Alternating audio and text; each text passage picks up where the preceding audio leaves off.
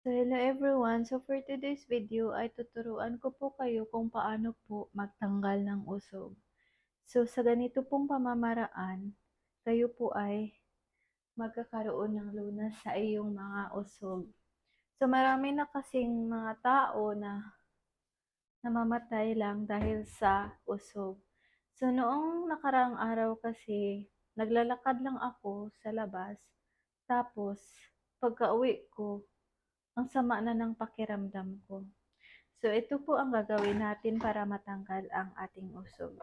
So, ito pala yung sinuot ko na damit. Ito yung sinuot ko na damit nung naglalakad ako nung nakaraang araw. Tapos, pagkarating ko dito sa bahay, ang sama-sama na ng pakiramdam ko. Tapos hanggang ngayon, hindi ko pa kasi ito nagawa kahapon. Kaya ngayon gagawin ko na siya. So, ito lang po ang ating gagawin. So, kumuha lang po tayo ng tubig na kumukulo. So, nagpakulo na ako ng tubig at saka asin at saka isang kutsara. So, ang gagawin natin, lagyan natin ito ng tubig na kumukulo. So, ganito lang siya. So, ang gagawin natin, i-press muna natin siya. I-press pa ganun. Tapos, lagyan na natin siya ng tubig. Yan. So, okay na yan. At saka, lagyan natin ng asin. Isang kutsarang asin. Mas maganda po kapag may rock salt kayo na asin. Ilagay nyo yan dyan. Ayan. Lagay nyo yung asin dyan. At palamigin nyo muna ha. Palamigin nyo muna. So, ganito lang. Ganyan. So, mainit pa yan. Alam nyo kasi ang mga negatibong enerhiya ay nakakapit sa mga damit. Yung mga usog-usog na yan, kumakapit yan siya sa damit kapag naglalakad kayo sa labas. So, ganito lang ang gawin nyo kapag nausog kayo. Yung damit na sinuot nyo nung lumabas kayo, yun yung pakuluan nyo or lagyan nyo ng mainit na tubig. Ganito. O ganyan. Lalong-lalo na sa mga bata, ganito lang din po ang gagawin nyo sa mga damit nila. Alam nyo ba kung ano yung simptomas ng nauusog ng mga bata? Sila po ay bigla-bigla na lang pong umiiyak. Bigla-bigla na lang po silang um, nagsusuka at walang ganang kumain. So, ganito lang din po ang gawin nyo sa mga bata. Yung damit po nila na hindi panalabhan at galing sa labas, pakuluan nyo po siya at lagyan ng isang kutsarang asin. So, ganito. Ayan. So, mainit pa siya. Antayin na lang po natin na lumamig. Okay? So, yan. Kahit ito lang, kahit itong blouse lang, wag nyo na nung mga inner wear or yung mga pantalon. Ito lang blouse, gagawin ninyo. Ayan. So, pagkalamig po dyan, so, medyo malamig-lamig na siya. Ayan. So, pagka lumamig-lamig na siya, i-dip mo siya ng 3 pieces. Ganito siya. Pero, ganituhin nyo muna, ha. Dapat itong side, ayan, ganito. Ganyan. Ganyan siya.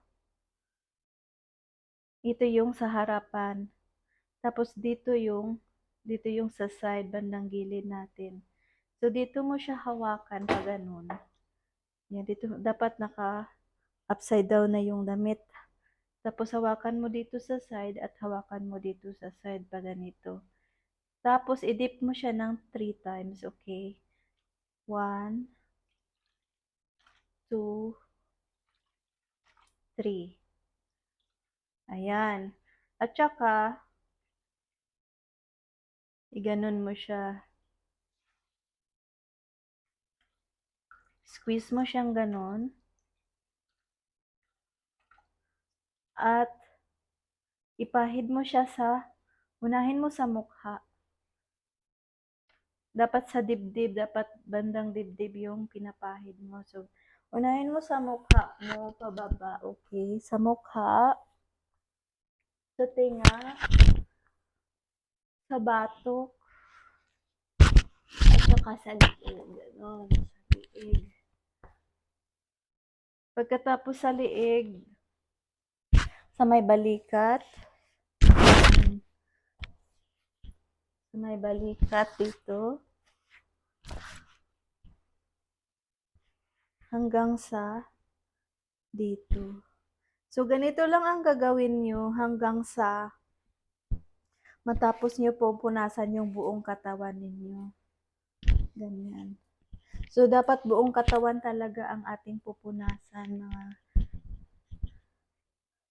ka-chobers.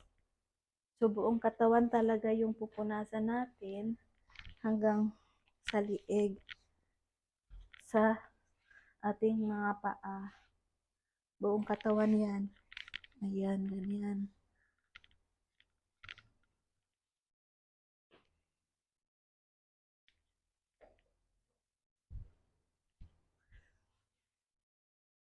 Ayan. So, tapos na tayong magpunas. Ang gagawin po natin,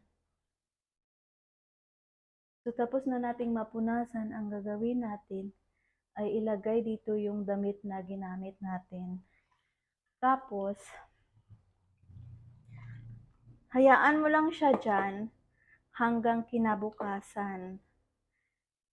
So, bukas ng umaga, pwede mo na siyang pigain at ang tubig na ginamit mo, pwede mo na siya itapon sa lababo. Ayan. So, hayaan mo lang siya dyan hanggang sa mawala na yung usog mo. So, ganun lang.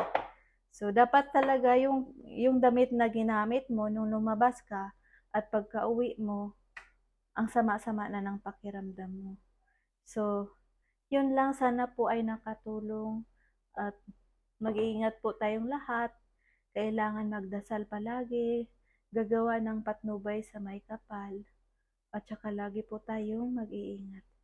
So, bye-bye everyone and God bless.